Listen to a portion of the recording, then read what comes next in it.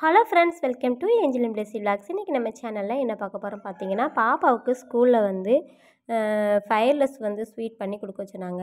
அதுக்காக என்னென்னு பார்த்தீங்கன்னா, பொட்டுக்கடலையை பவுட்ரு பண்ணிவிட்டு அது கூடவே ஜீனி கூட ஒரு 4 ஏலக்காவும் சேர்த்து அதையும் பவுட்ரு பண்ணி எடுத்துட்டேன். 1 கப் பொட்டுக்கடலைக்கு ஒரு 3/4 கப் சுகர் சேர்த்து நெய் சேர்த்து இதே போல் உருண்டை பிடிச்சி லட்டாக ரெடி பண்ணியாச்சு. அடுத்து என்னென்னு பார்த்தீங்கன்னா, சம்பா அவல், அதாவது சிகப்பு அவலில் வந்து பாயாசம் செஞ்சேன். அதுக்காக ஒரு தேங்காவை துருவி பால் எடுத்து வச்சுட்டேன்.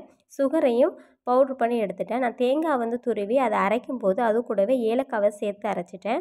நீங்கள் ஏலக்காய் இல்லாட்டினா ஏலக்காய் தூள் இருந்தால் கூட நம்ம இந்த கடைசி தேங்காய் பால் எல்லாம் மிக்ஸ் பண்ணும்போது கூட நீங்கள் இப்போ இந்த தூளை சேர்த்துக்கலாம். ஏலக்காய் தூளை சேர்த்தா தான் நல்லா வாசனையாக இருக்கும். இப்போ தேங்காய் பால் கூட நம்ம பவுட்ரு பண்ணதான சுகரை சேர்த்துக்கலாம். சேர்த்துட்டு இதை நல்லா கலந்து விட்டுடலாம். தேங்காய் பாலோட சீனி எல்லாத்தையும் நல்லா கலந்து விட்டுடலாம். கலந்து விட்டுட்டு இது கூட நம்ம என்ன சேர்க்க போகிறோம்னு பார்த்தீங்கன்னா, 2 வாழைப்பழம், நல்லா பழுத்த வாழைப்பழத்தை எடுத்து அதை நல்லா மசித்து இதோட சேர்த்துக்கலாம்.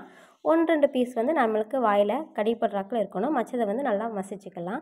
இப்போ மசித்த வாழைப்பழத்தை என்னென்னு பார்த்தீங்கன்னா, நம்ம இந்த தேங்காய் பாலோட சேர்த்துடலாம். சேர்த்துட்டு நம்ம இதை நல்லா கலந்து விட்டுடலாம். வாழைப்பழம், இந்த தேங்காய் பால் எல்லாமே நல்லா மிக்ஸ் ஆகி வரணும். அப்போ தான் குடிக்கும்போது வந்து நல்லாயிருக்கும். வாழைப்பழம் நல்லா தேங்காய் பாலோடு மிக்ஸ் ஆகிற வரைக்கும் நல்லா கலந்து விட்டுடலாம். கலந்து விட்டதுக்கப்புறமா நம்ம அரை மணி நேரம் ஊற வச்சதான சிகப்பு அவலை நம்ம இப்போ இதோட சேர்த்துடலாம்.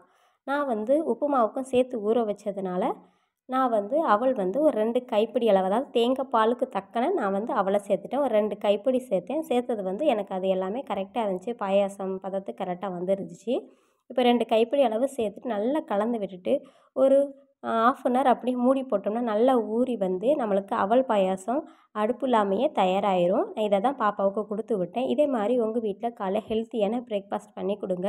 குழந்தைங்களுக்கு ஹெல்த்தியாக இருக்கும். இந்த வீடியோ உங்களுக்கு பிடிச்சிருந்துச்சுன்னா லைக் பண்ணுங்கள். தொடர்ந்து அடுத்த வீடியோவில் சந்திப்போம். நன்றி, வணக்கம்.